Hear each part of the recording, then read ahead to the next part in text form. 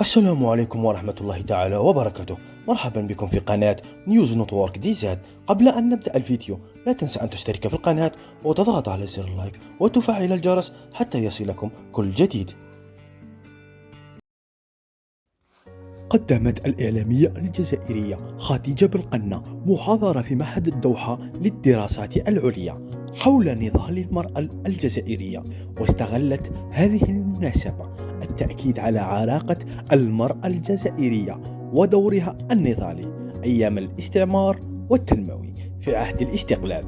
وحضرت خديجة بن قنا إلى المعهد وهي ترتدي الهايك الجزائري في لفتة رمزية لتأكيد جزائرية هذا اللباس وحفظه من السرقة من لصوص التراث. وجاءت هذه اللفتة الجميلة من خديجة بن قنا ردا على إعلام المخزن الذي يحاول دائما أن يسرق تراث الجزائري، لكن الأصل يبقى أصل والجزائري يبقى جزائري.